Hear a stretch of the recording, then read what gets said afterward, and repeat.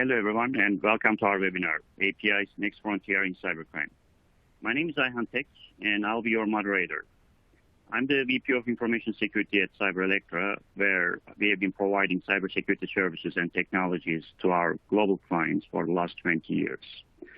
Before we get started, though, I have a few items to cover about this presentation. First, today's webinar will be available on demand after the live session. And next, we would love to hear from you during or after the presentation. If you have any questions for us, please feel free to send it through. You can enter your questions and comments in the question box through the presentation, and also you can send us the questions, offline as well, right? We'll be answering the questions at the end of the session. I would like to introduce you today speaker, Shreyans Mehta. Shreyans is the co-founder and CTO of Cequence Security. Shreyans has extensive practical experience in API security, and today he's going to share how to protect APIs from cyber criminals via various API security approaches. Thank you for joining the webinar, Shreyans. Could you please tell us how the organizations leverage APIs? Yeah, thanks for the great introduction, Ayhan. Before I kick this off, I just wanted to give a background about Cequence Security. We are a cybersecurity company backed by venture capitalists, including Dell Technologies Capital and Shasta Ventures. We've been around for more than 5 years, and we have an award-winning AI-powered platform that protects against web, mobile, and API-based attacks. And our background, our actual roots of the company come from Symantec and Palo Alto Networks, so extensive background in API protection and web application protection. So with that, coming to your question, Ayhan, the way we are seeing the world changing around us is a huge digital transformation. We have all of us have applications that are exposed to the web right now, and this is about customers interacting with your web application. It's about mobile applications interacting with your apps, and these apps, they like 5-10 years ago used to be monolithic. Just one application exposed to the outside world, and you're interacting with maybe 1 or 2 channels at most. What's changing right now is we are getting into this agile world where these apps are being broken down into smaller micro applications, and some people call it microservices. It could be a login microservice, which is independent of the register microservice. You could be an airline, and you have microservices that are exposed to check miles or make purchases or book tickets. It could be a financial institution that is exposed to APIs to pay bills, check your balance, and so on and so forth.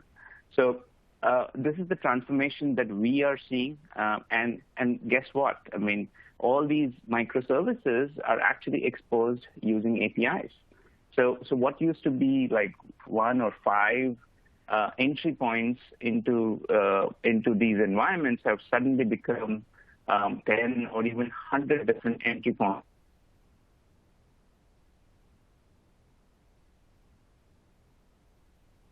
Absolutely. Microservices are, yeah. And now people are going to cloud native environments as well. So, just to give you an idea around the APIs and their usage, there have been reports out there from Akamai that now 83% of the web traffic is now driven through APIs. Only 17% is HTML. So think about it. When you're going to your browser, your first page that loads up is actually just HTML, but on the back end, it's interacting with the APIs to fetch the inventory. And you're browsing on a retail site, and each of these products that show up are actually fetched using APIs. Your mobile phones, the only way they're talking is through APIs as well. we talk about financial institutions. Think about Mint and Yodleys of the world that are actually financial aggregators that are coming in and scraping financial information on their customers' behalf using APIs. OFX is a well-known standard around that. So that's how APIs are being used in the new world today. Awesome. This is very kind of useful information. Thank you, Shreyans. Now, we understand better how the APIs are being leveraged by the organizations. And could you please tell us how cybercriminals take advantage of the APIs, and what are the weak spots for the APIs that we need to pay attention? Sure. So let's dig a little deeper, right? I mean, we spoke about all these applications and microservices that are all being exposed to the outside world for your customers to interact.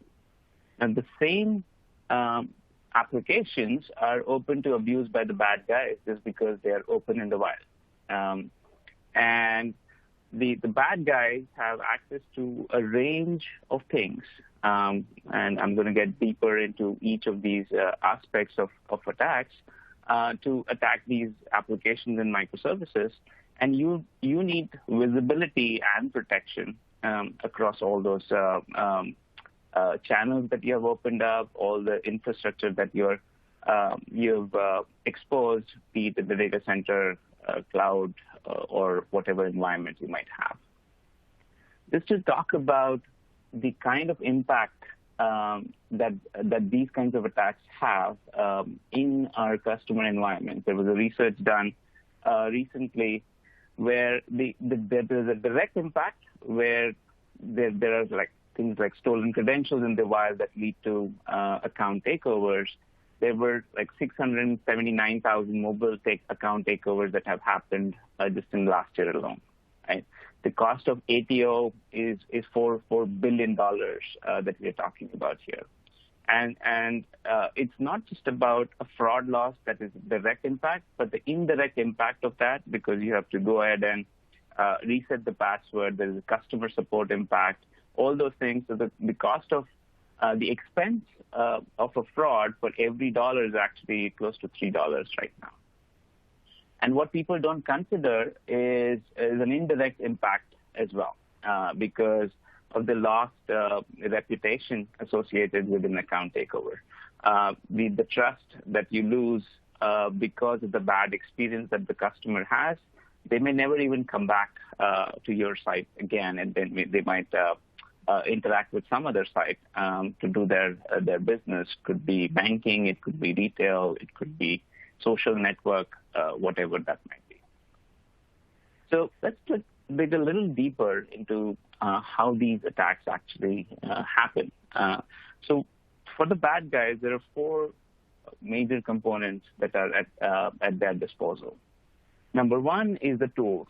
So tools help automate and manage the attack.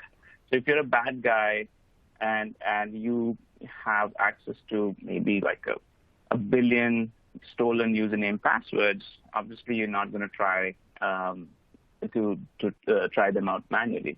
You need access to tools like MBA, Sniper, Open Bullet, whatever that might be, that is going to help you accelerate your attack.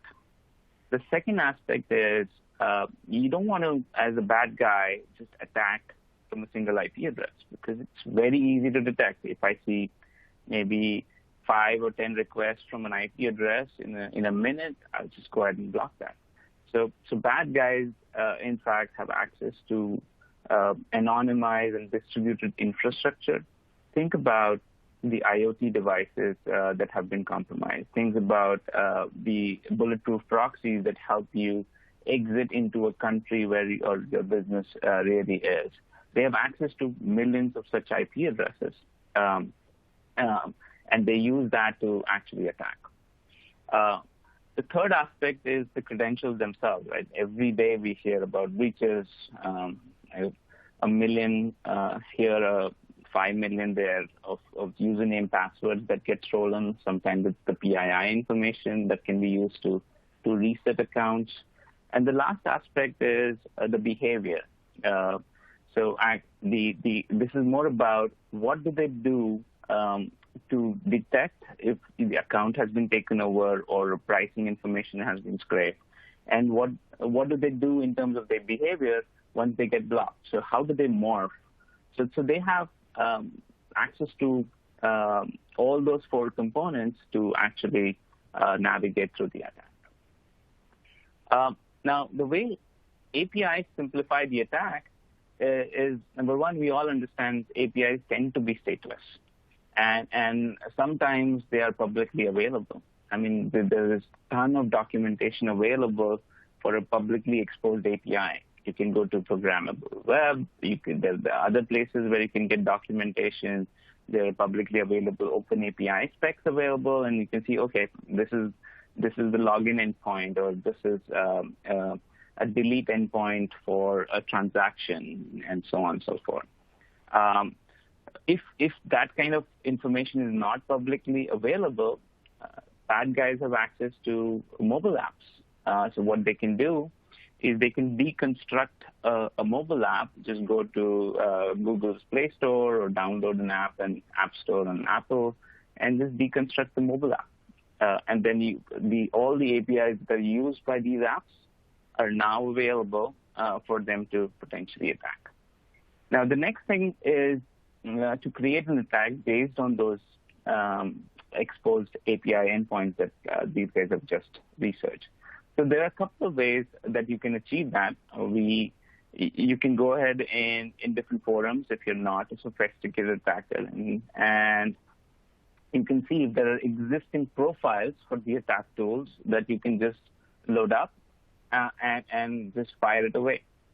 You can even pay somebody like starting even from $5 to a couple of $100 to build up a profile for the exposed set of APIs that you want to attack, and then you can sometimes even build it on your own, right? So there are a bunch of scripting languages available to you as a bad guy, and so once you've created the attack, you go ahead and execute it using the stolen credentials that are so easily available, using the tools that we are just talking about, and distribute it across the infrastructure that you have at disposal. This is infrastructure for rent, right? It could be residential IPs, it could be cloud IP addresses that you can spin up, and you want to distribute the attack. And in some of the environments that we are actually looking at, we are seeing something like 17 million requests coming over 1 week, but from 1 million IP addresses. So think if you're protecting these kinds of against these kinds of attacks, you're only seeing like 17 requests from an IP address in a week's time. So they look really benign if you're looking at just from an IP perspective in that case. So why are they so difficult to defend attacks against APIs? Well, number one, they're stateless. So sometimes you can't see the entire sort of session associated with it. You can make a single request for your entire attack to complete. And the last aspect is they're not tied to an agent or a client, right? They can be they are programmable by design. That's what APIs are. So you can use any tool at your disposal, write your own. So it's extremely easy to create an attack and harder to defend on the other side. So I just want to talk about Prying-Eye video conferencing enumeration attack that we at Cequence actually discovered about a year ago.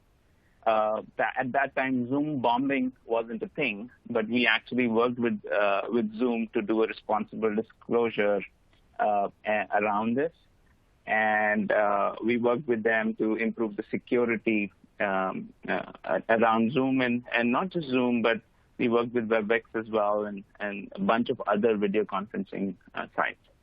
So the crux behind the vulnerability itself is typically it's very easy to join a Zoom meeting or a WebEx meeting, and that's because there's a link, there is a 10-digit a numeric ID that is behind it, and you just click on that link or punch in the 10-digit number, and voila, you're actually in the meeting itself. Now, for simplicity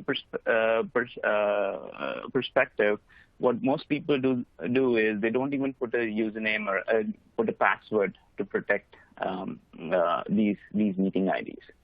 Now, from a bad guy's perspective, what we were able to show is this 10-digit meeting ID number is a very small space that can be enumerated through bots, where what we were able to do was, number one, is from a web perspective, it's a very simple numeric ID. It's called a path parameter in technical terms.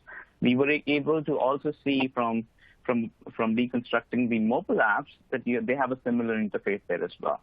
So what we were able to do was actually enumerate through the entire meeting ID space, which starting from 00000 to 999999. And then we were able to find out a bunch of active meetings that you can potentially join and actually snoop on. And what made things easier for us was actually the APIs that we were targeting, because they had actually no protection in place. So these were stateless APIs. One API to check, is this a meeting ID or not, and that is valid. The second aspect is you can just go ahead and join that meeting, active meeting, and potentially even record those and analyze them later on. So you can record hundreds and thousands of meetings that are actually happening out there, sort of surreptitiously snoop, and then replay that or analyze that later on. So this is the Prying-Eye conferencing vulnerability that we disclosed about a year ago, and we did a responsible disclosure, so we didn't come out with it until they actually patched this, and then actually they came out with warnings and forced upgraded most of the users to have passwords in place. I mean, obviously, end users can go ahead and disable those passwords again, and that's why, again, Zoom bombing came into play about 6 months ago when COVID hit us. Let's talk about a slightly different use case, and this is one of our financial customers.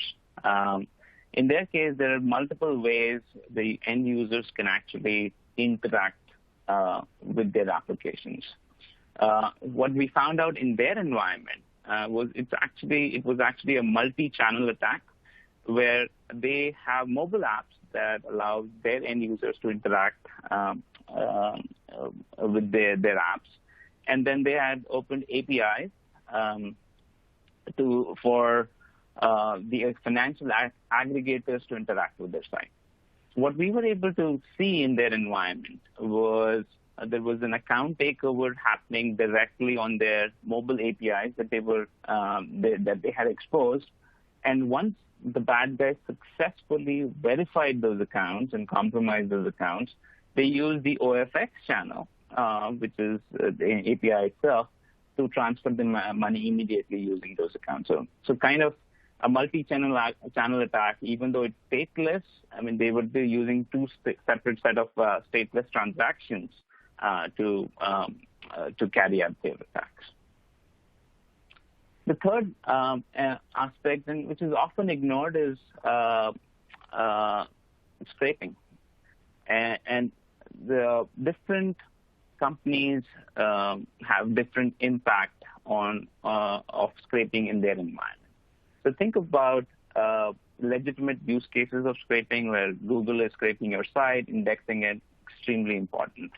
But then there are use cases around competitors scraping things like pricing information, inventory information, all those things coming in and then using that to their advantage. So some bad guys even create a fake site just based on the scrape data, and resell fake goods.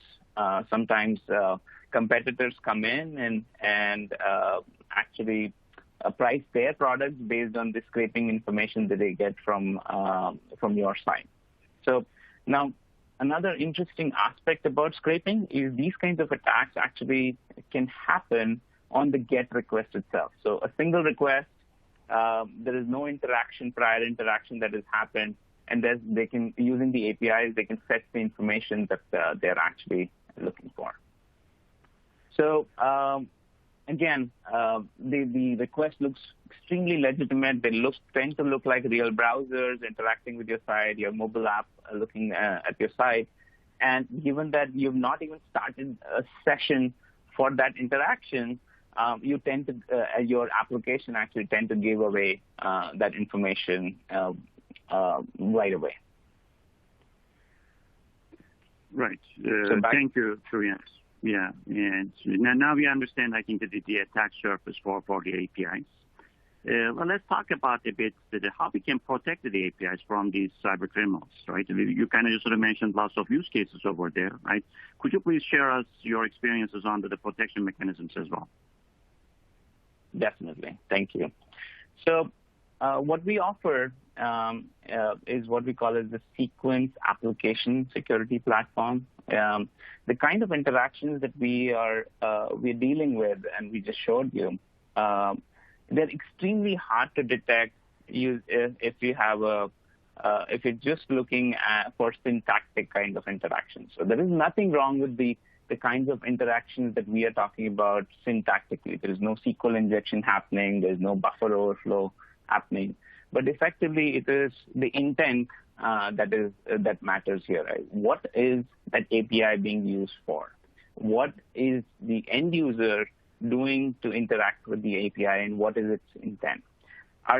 So the core of our platform is what we call as the COAI, which discovers all the endpoints that you're actually exposing. I mean, we spoke about the agile nature and the microservices aspect of your organizations.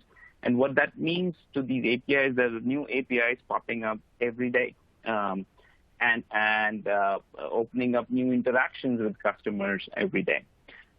What COAI does is actually discovers all these entry points into your environments and then analyzes every transaction that is flowing through and giving it a thumbs up and thumbs down based on the business logic that you're actually exposing in your environment. Our bot defense and app firewall actually mitigate against automated threats coming over all channels, be it your web or APIs that you're exposing. And then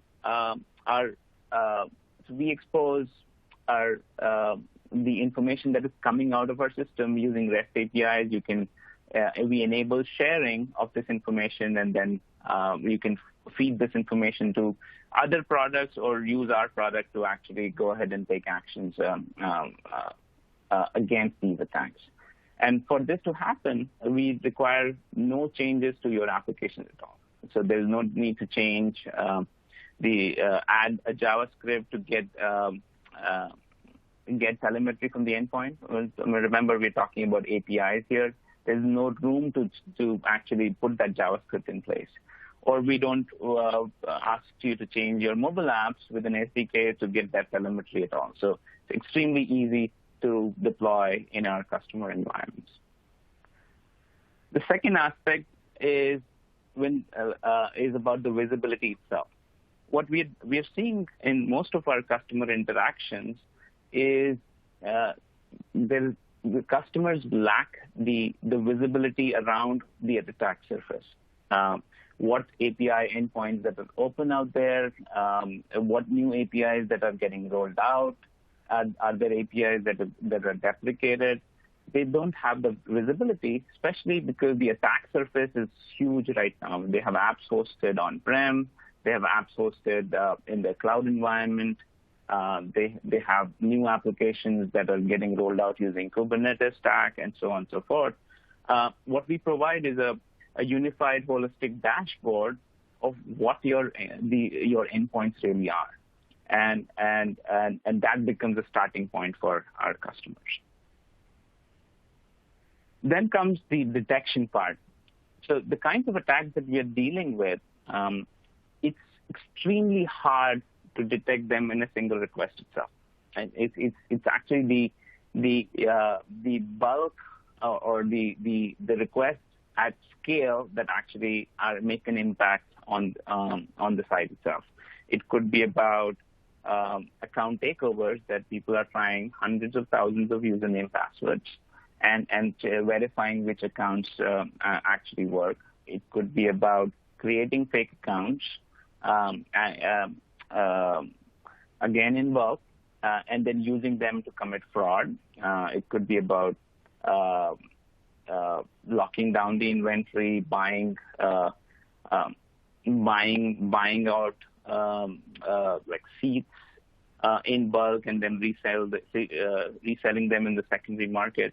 So the way we approach the problem is we have a sort of we do multi-level analysis as the transactions are flowing through. The first set of analysis is what we call as a single request analysis, where as the traffic is flowing through our product, we apply application profiling, we apply threat intelligence around where is the traffic actually coming in from. If it's a login application, are they using stolen credentials to log in? What is the outcome of that request itself? Was it a successful login? Was it a failed login?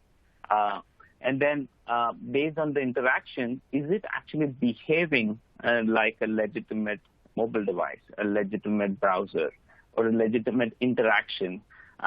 Because we know how legitimate applications actually behave with your API endpoints. So that is what we call as the single request analysis. But we don't just stop there.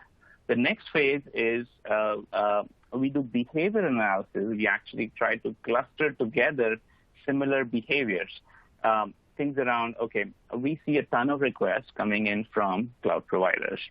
What did they actually try to do as we group them together? Is this interaction similar to similar interactions that we have seen in the past hour, past day, past week? Or how does it even compare to your holiday cycle when your traffic suddenly spikes up? So that's where our machine learning also comes in, and we do sort of analysis around that, which bubbles up these behaviors, and that provides you with the visibility that you're looking for. The last aspect is assigning intents to these interactions. So the idea really is to not just stop at is this a human or a machine interacting with your application?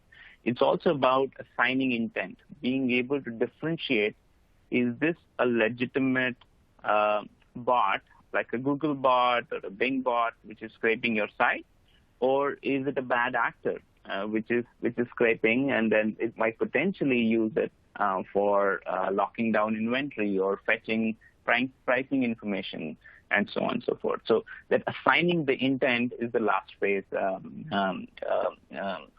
our analysis. And what comes out of the system is what we call as the behavioral fingerprints that can then be used independent of where the request is coming from, independent of certain characteristics around the request itself, but how these interactions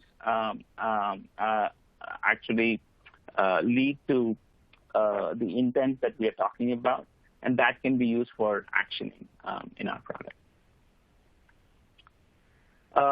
So digging a little bit deeper into our machine learning-based behavioral detection, what we have in place is an ability to generate unique fingerprints based on this analysis.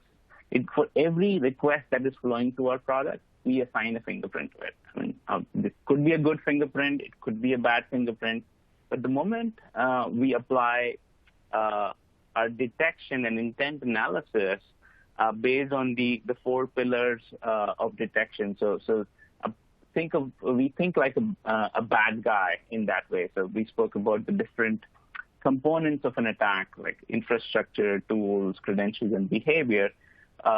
Based on those, we have the similar pillars of detection on our side, so that we analyze every request across those four pillars and then try to assign intents on top of that. Once the intent is identified, and you using policies can actually use those fingerprints, those behavioral fingerprints, to either export all the data to other systems that you might have in place. It could be a SIM, it could be a fraud system that you want to expose information into. It could be as simple as IP addresses that you want to push upstream and just go ahead and block these guys. So that's how we use machine learning to minimize tuning, to reduce interactions. We don't expect you to constantly look at the dashboard, but come in, see new behaviors bubble up, and then based on the intent, go ahead and take actions. The last aspect is the customization of rules. So we don't expect you. So if you want to use this as something like a self-learning and something that we want to take action on automatically, we can certainly do that. But we allow you to extend the platform if you want to. So we expose pretty much all the attributes that we are bubbling up in the platform, as well as the original attributes that are actually out there, and extend it using the rules engine that we expose in your environment, in your local setup, and you can extend that to extend the value of our product itself. Once we've bubbled up these behaviors, we have a range of choices that you can take actions with. I mean, you can go ahead and simply block these guys because sometimes they might act like an application layer DDoS attack. So you want to go ahead and block them. You want to rate limit them if it's like, even though it might be a partner, but it's coming in at peak hours in your environment, just rate limit those guys and those interactions. You can decide to take actions upstream in your application when we can actually inject a header, and using that header upstream, your application can decide what kind of action do you want to take over there. But what works really well in these kinds of interactions is deception. So think of it as somebody is doing fake likes on a social network, right? Now, if we go ahead and block these guys, they will come back in, retool, and change the IP address so that they can hide again. So it literally actually tips off the bad guys, the blocking. What works well is the deception, where we can actually say that, okay, for this interaction, I'm actually going to say that the like actually worked, but it never hits the backend.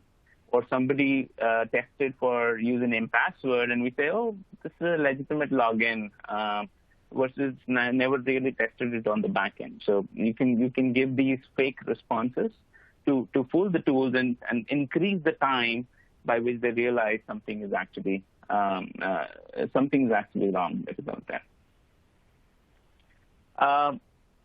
So let's talk a little bit about the benefits that our customers are seeing in this kind of a setup.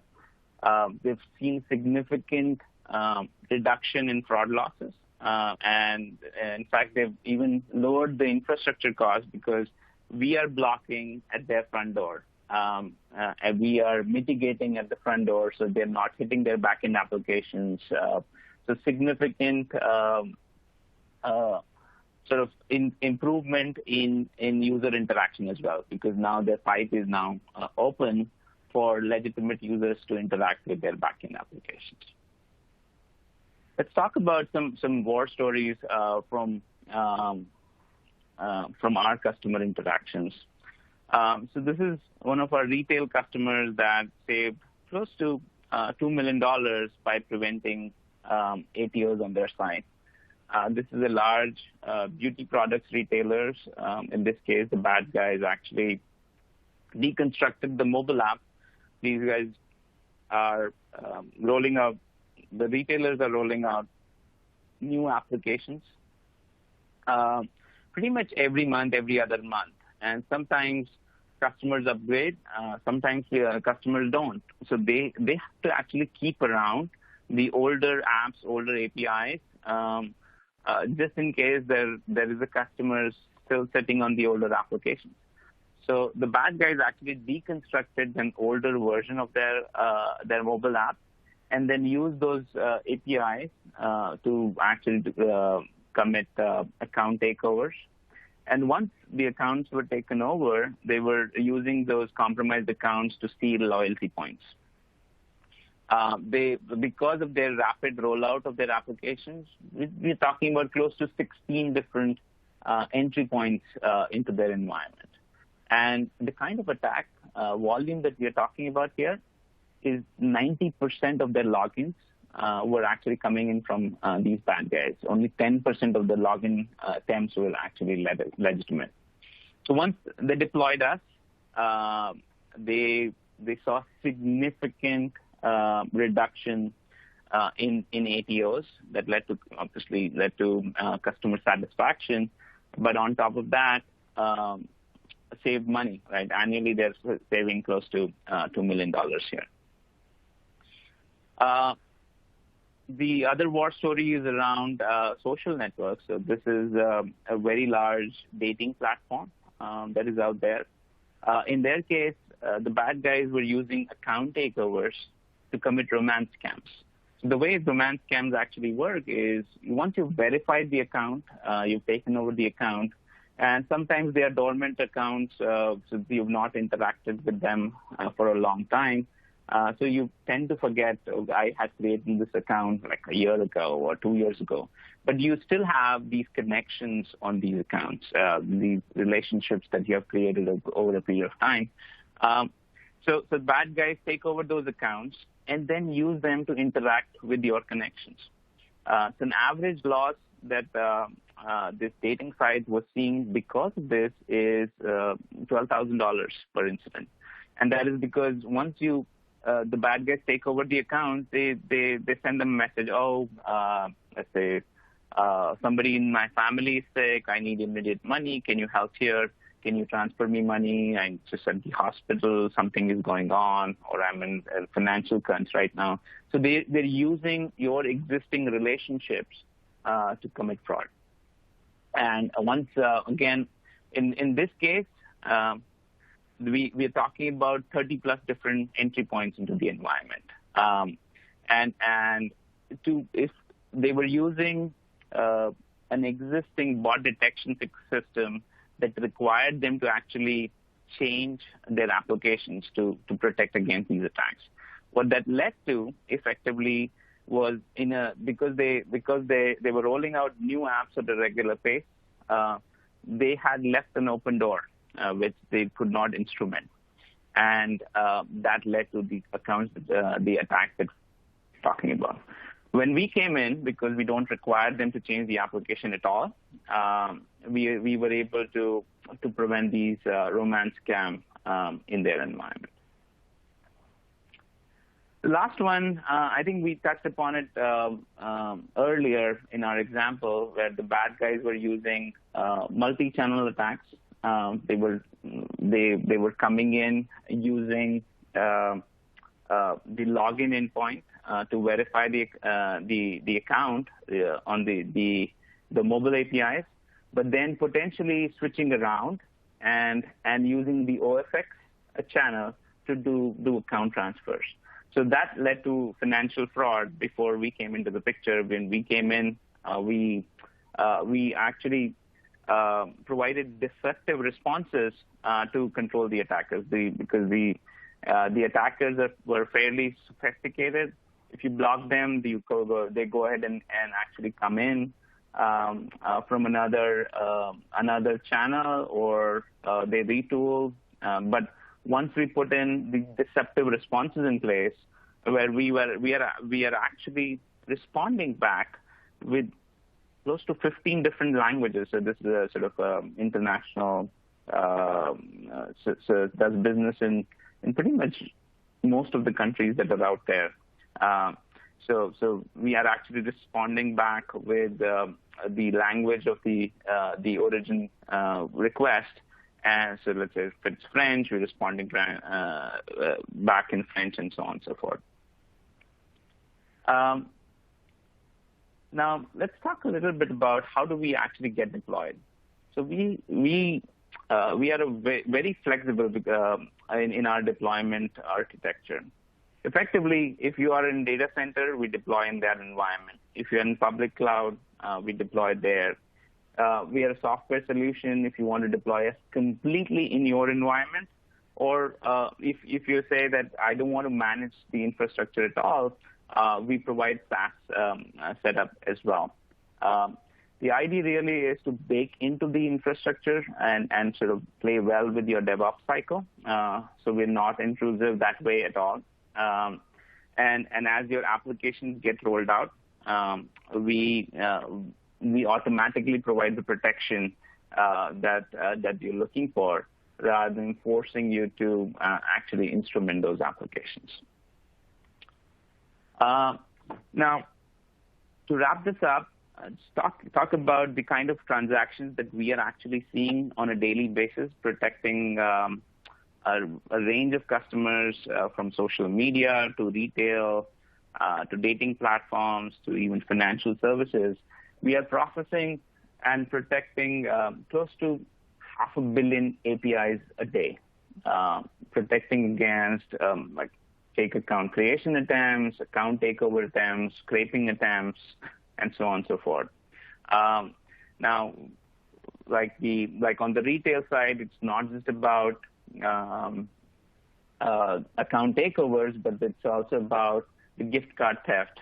So just 2 weekends ago, another large retailer, what they were seeing was enumeration against the gift card numbers, where the bad guys were actually just trying out different numbers that match their gift card patterns, and they were able to actually verify which ones have a legitimate balance and use that to actually resell that in the black market or even sell it on eBay and other places. So we were able to prevent that.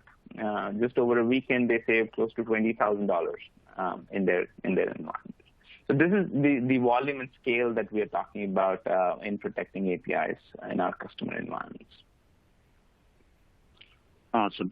I mean, thank you, Shreyansh, for providing practical and useful information around the API security. As an ex-developer and now in cybersecurity domain, I see quite a lot API abuse cases. At CyberElectra, we get requests from various organizations on account takeovers, the fake account creation, and loyalty card fraud, etc. Right?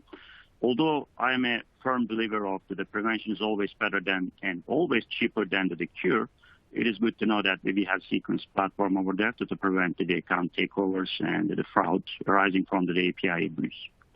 We have a couple of questions from participants. If you don't mind, Shreyan, let's go over to the questions and provide the answers. Is that okay? Sure. Yep. Okay. A couple of questions, I'm going to kind of just combine them because they are kind of just the same the nature. I'm not going to give the company name, but we are a large e-commerce site getting millions of requests every day. How does your kind of just the tool scale up to my needs? This is the first question. Yeah, so our product is actually designed to scale horizontally. Like we're talking about, I'll give you some examples. Just a large social network in our customer base. We are in their environment alone, including the web interaction and the API interactions. We are talking about close to 250 million transactions a day in that environment. Just one social network alone. Now, the retail sites, what they care about in their environment is their traffic actually goes up and down based on the sales and promotions and so on and so forth. So the way our customers set this up is to scale horizontally in those kinds of environments, and then scale down once they're like the Black Friday or a July 4th sale actually passes away. You can actually scale up and scale down these kinds of sites. And given that you can deploy us in not just a physical data center, but in a sort of a horizontally scalable cloud environment, we can actually scale up and down as your applications are scaling up and down for these kinds of sales and promotions and so on and so forth. Awesome. And another question. By the way, I mean, feel free to ask questions via the just the Q&A kind of just the tab over there, or you can ask offline as well. Another question that we got: we are using a hybrid environment.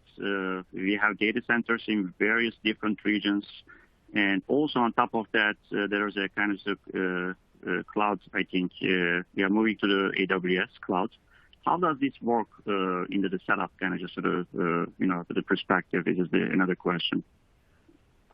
Yeah. So the way again we've designed our product is we spoke about COAI, which we call as the centralized brain.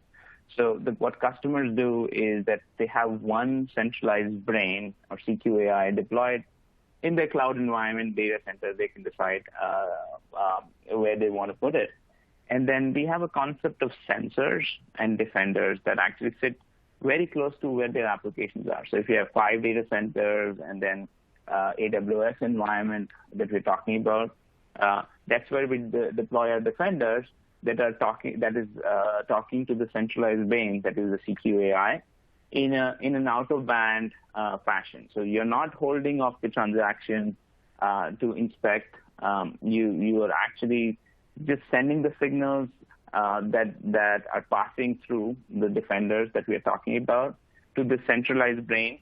The centralized brain is coming up with the behavioral fingerprints of good actors, bad actors, coming up with the policies that, okay, how do I interact with a certain fingerprint? Do I need to go ahead and block, allow it, rate limit it? And those fingerprints get pushed down to these different data centers and AWS environments.